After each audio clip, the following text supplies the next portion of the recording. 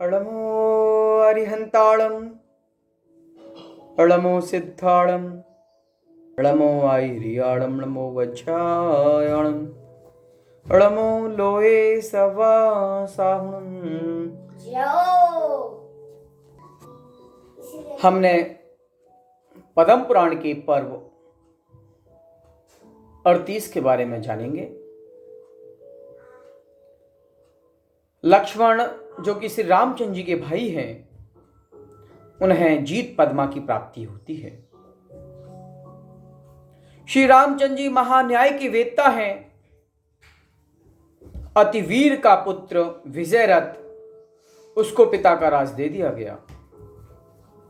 उसने अपना संपूर्ण वैभव और विजयरथ ने अपनी बहन रत्नमाला लक्ष्मण को देने की वह उन्होंने प्रमाण किया। रत्नमाला के रूप को देखकर लक्ष्मण बड़े हर्षित हुए, मानो रूपमाला साक्षात लक्ष्मी हो। उन्हें श्री राम लक्ष्मण जिनेन्द्र भगवान की पूजा कर पृथ्वीधर के विजयपुर नगर में वापस आ गए। और भरत ने सुना कि अतिवीर को नृत्यकारिणी ने पकड़ा है। तब उन्होंने विरक्त होकर जिन दीक्षा ली। अतिवीर की शत्रुघ्न हंसी करने लगा। भरत ने शत्रुघ्न को मना किया। अहो भाई, राजा अतिवीर धन है जो महादुख रूप विषयों को छोड़ शांत भाव को प्राप्त हुए हैं। वे महास्तुति करने योग्य हैं। उनकी हंसी क्या, तप का प्रभाव देखो। शत्रु भी प्रणाम करने योग्य गुरु होते हैं। यह तप दिवों को भी दुर्लभ है। इस प्रकार भरत अतिवीर की स्तुति करते हैं। उसी समय अतिवीर का पुत्र विजयरथ आया। अनेक सामंतों सहित राजा भरत को नमस्कार कर बैठ गया। कुछ समय अन्न कथा करने के बाद जो रत्नमाला लक्ष्मण को दी गई, उसकी बड़ी बहन विजय सुंदरी को भरत से विवाह कराया, बहुत द्रव्य दिया। भरत उनकी बहन से विवाह कर बहुत प्रसन्न हुआ। विजयरथ से अति स्नेह किया। यही बड़ों की रीति है। भरत का मन अति हर्ष है। राजा भरत तेज तुरंग पर बैठकर अतिवीर मुनिराज के दर्शन को चल दिए।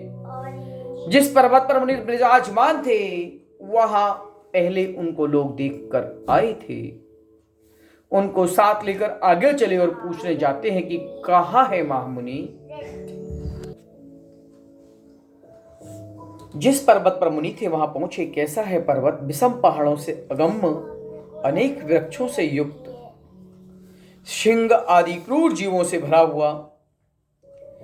वहां राजा भरत घोड़े से उतर महाविनय सहित मुनि के पास गए और मुनि राग देव से रहित शांत हुई इंद्रिया जिनकी शिला पर विराजमान है, निर्भय है, अकेले हैं, जिन कल्पी अतिवीर मुनीन्द्र महातपस्वी ध्यानी मुनिपद की शोभा से युक्त, उनको देख भरत आश्चर्य को प्राप्त हुए।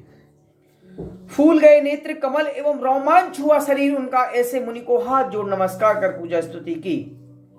नम्र होकर कहने लगे, हे नाथ, परम ज्ञाता शूरवीर, आप बड़े ज्ञानी हैं, बड़े ध्यानी हैं।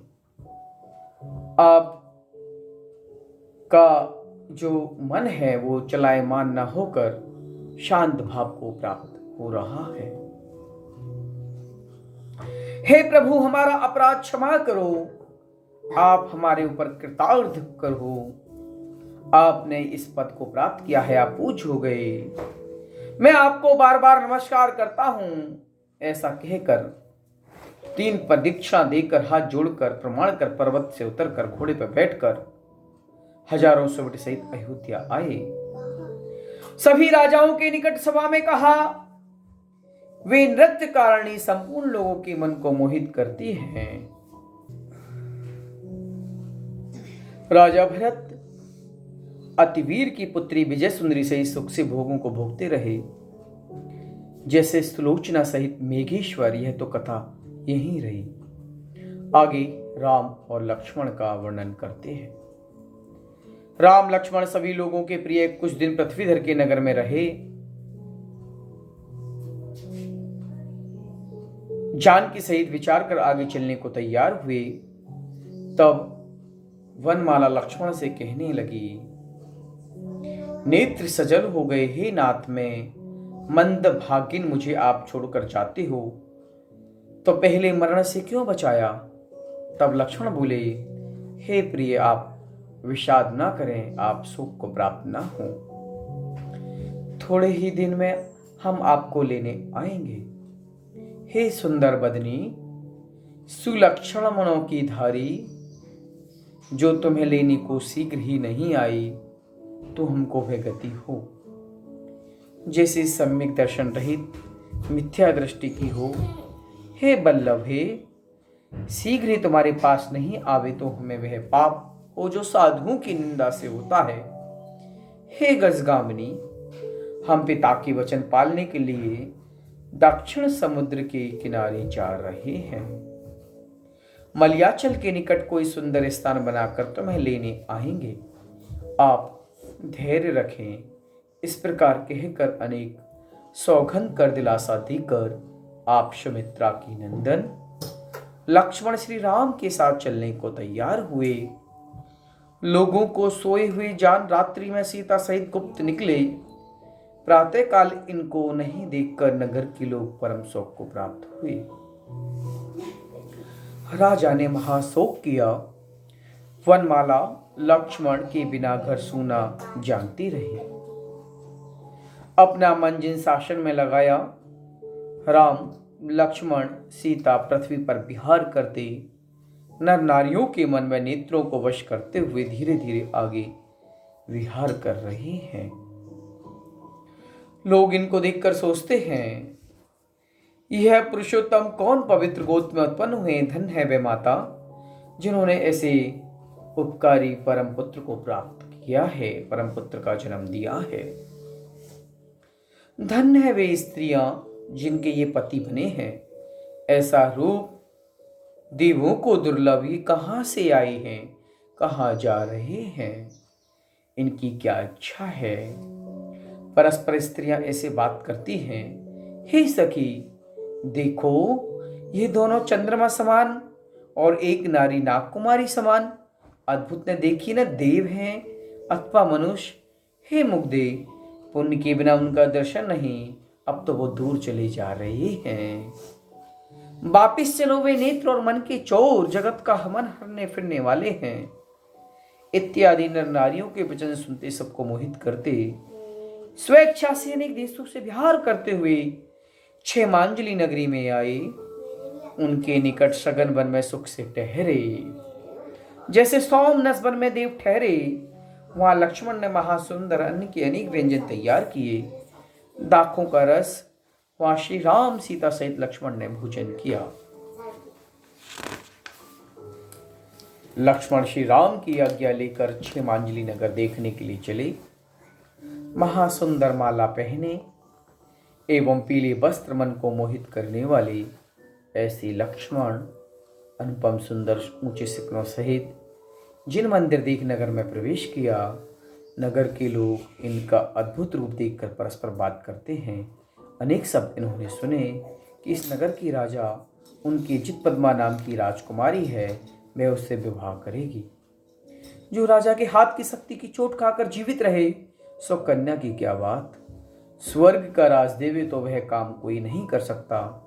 शक्ति की चोट से प्राण ही चले जाए तो कन्या किस काम की। जगत में जीवन ही सबसे प्रिय है, इसलिए कन्या के कारण अपने प्राण कौन देगा। यह वचन सुनकर लक्ष्मण ने किसी से पूछा, हे भाई, यह चितपद्मा कौन है।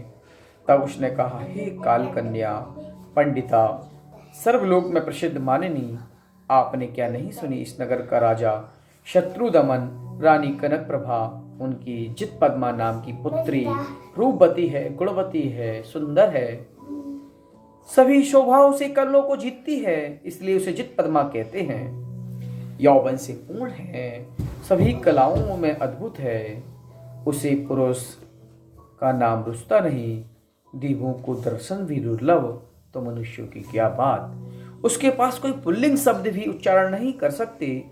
कैलाश के शिखर समान उज्जवल भवनों में राजपुत्री रहती है, सैकड़ों सहेलियां सेवा करने वाली हैं। कोई मानव कन्या के पिता के हाथ की शक्ति की चोट से बचे, वह कन्या का पति होगा। लक्ष्मण यह बात सुन आश्चर्य को प्राप्त हुआ और क्रोधित भी हुआ। मन में सोचा, महागर्विष्ठ दुष्ट चेतना से संयुक्त जो कन्या उसको मैं देखूं, यह चिंतन कर राजमार्ग होकर विमान समान राजमहल देख लक्ष्मण दरवाजे पर खड़ा हुआ।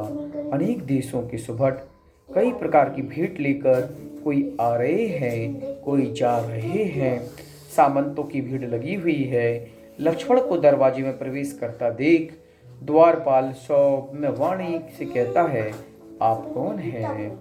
किनकी आज्ञा से आए हो? किस प्रयोजन से राजमंदिर में प्रवेश करते हो? तब लक्ष्मण ने कहा, राजा को देखना चाहता हूँ, तू जाकर राजा से पूछ। तब द्वारपाल अपनी जगह दूसरे को देख राजा के पास जाकर विनती से कहते हैं, हे महाराज, आपके दर्शन के लिए एक महारूपवान पुरुष आया है। दरवाजे पर खड़ा है, नीलकमल समान शरीर का वर्ण, महासुंदर सौम्य मूर्ति शुभ। तब राजा ने प्रधान की ओर देख आज्ञा की वे आए हैं। तब द्वारपाल लक्ष्मण को राजा के पास ले गए। तब रसवा के लोग इनको अति सुंदर देख हर्ष को प्राप्त हुए। राजा ने लक्ष्मण को प्रणाम रहित दीप्यमान देख कुछ विचार कर पूछा, आप कौन है? क्या काम है और कहां से आए हो? तब लक्ष्मण मेघ समान शब्द बोले, मैं राजा भरत का सेवक हूं, पृथ्वी को देखने की अभिलाषा से विहार करता हूं। आपकी राजपुत्री का वृतांत सुन यहाँ आया हूं। यह आपकी राजपुत्री महादुष्ट मरकनी गाय है, यह सभी लोगों को दुखदायिनी बनी है। तब राजा शत्रुघ्न ने कहा, मेरी शक्ति का जो सहन कर सके वह जित पद्मा से विवाह करे। तब धीर भी लक्ष्मण ने कहा, तेरी एक शक्ति से मेरे क्या होगा, तुम अपनी संपूर्ण शक्तियों से मेरे पास शक्ति लगा। इस प्रकार राजा के और लक्ष्मण में विवाद हुआ। उस समय झरोखे में बैठी जित पद्मा लक्ष्मण को देख मोहित हुई, हाथ जोड़ इशारा करके मना करती रही कि आप शक्ति की चोट मत खाओ। तब लक्ष्मण ने इशारा से कहा, तुम डरो मत। इस प्रकार समस्याओं ही धैर्य बांधाया और राजा से कहा, क्यों कायर हो रहे हो, शक्ति चलाओ, अपनी शक्ति हमको दिखाओ। तब राजा ने कहा, अगर तू मरना ही चाहता है तो झेल। महाक्रोध से प्रज्वलित अग्नि समान एक शक्ति चलाई। वह लक्ष्मण ने दाहिनी हाथ में ग्रहण की, जैसे गरुड़ पक्षी सर्प को ग्रहण करे। दूसरी शक्ति बाएं हाथ में ग्रहण की और तीसरी चौथी दोनों शक्तियां दोनों कांखों में पकड़ी। तब चारों शक्तियों को ग्रहण कर लक्ष्मण ऐसे शोभित हुए मानो चार दांत वाला हाथी अपनी मस्ती में चल रहा है, आगे बढ़ रहा है। जैसे ही पांचवी शक्ति राजा ने चलाई लक्ष्मण के ऊपर, लक्ष्मण ने दांतों में पकड़ी जैसे मृगराज मृगी को पकड़े। तब देवों ने हर्षित होकर पुष्प की वर्षा की, दुंदुभी बजी और लक्ष्मण ने राजा से कहा, और है तो और चला। तब सभी इस प्रकार उस राजा ने लक्ष्मण के ऊपर पांचों शक्तियां चलाई, लेकिन लक्ष्मण के ऊपर एक भी शक्ति काम नहीं कर पाई। यह पुण्य की महिमा है। जब पुण्य प्रबल होता है तो हमारे ऊपर कितनी भी विपदाएं आ जाएं, कितनी भी तकलीफें आएं, कितनी भी मुसीबत आएं, कितने भी यक्ष, कितने भी व्यंतर की प्रकोप हो, हमारा बाल विवाह का नहीं कर सकते हैं। इसलिए कहा गया है, जगत में पुण्य ही कल्याणकारी है। पुण्य के बिना हम कोई भी कार्य सुखद पूर्वक संपादित नहीं कर सकते हैं। पुण्य एक ऐसा संयोग है जो हमारे कार्य को सुसमय एक तरीके से संपन्न कराता है। जैसे ही शक्तियां शांत हुई, देवों ने पुष्प वृष्टि करी, दुंदुभी बजे। राजा ने उस लक्ष्मण को देखा और उसके खंड बल को देखा, बड़ा आश्चर्य हुआ और अपना मुंह लज्जा से नीचे कर लिया। वहां पर जित पद्मा आती है और जित पद्मा का लक्ष्मण का रूप देखती है, उसके बल को देखती है, उसके चिरित को देखती है और मोहित हो जाती है। वह राजकुमारी सुंदर बदन वाली लक्ष्मण के पास ऐसे शोभे जैसे इंद्र के पास सच इंद्राणी शोभती है। जित पद्मा को देखकर लक्ष्मण का हृदय प्रसन्न हो गया। महासंग्राम में जिसका मन स्थिर नहीं होता वह इसके रूप को देखकर बस हुआ। लक्ष्मण ने तत्काल विनय से नम्रभूत होकर राजा से कहा, हे मामा, हम आपके बालक हैं, हमारा अपराध क्षमा करो। जो आप समान गंभीर नर है वह बालक की अज्ञान चेष्टा जान विकार को प्राप्त नहीं होते। तब शत्रुदमन महर्ष हाथी की सूंड समान अपनी भुजाओं से राजकुमार लक्ष्मण से मिले और कहा, हे धीरवीर महाबली, मैं महायुद्ध में मत हाथियों को क्षण मात्र में जीने वाला हूं। सो आपने मुझे जीता और वन के हाथी पर्वत समान उनको मद रहित करने वाला है। सो आपको अपने मुझे गर्भ रहित किया। धन है आपका पराक्रम, धन है आपका रूप, धन आपकी निर्भरता, महाविनयवान अद्भुत चरित्र के धारी आप तो आप हुई हो। इस प्रकार लक्ष्मण के गुणों का वर्णन कर सभा में किया। तब लक्ष्मण लज्जा से नीचे देखे। जा वाणी के ज्ञान से सूझे लोकालोक, सो वाणी मस्तक नमो सदा देत हूँ लोग। हे जिन वाणी भारती तो ही जपू दिन रेन, जो तेरो शरणा गए सो पावे सुख चैन।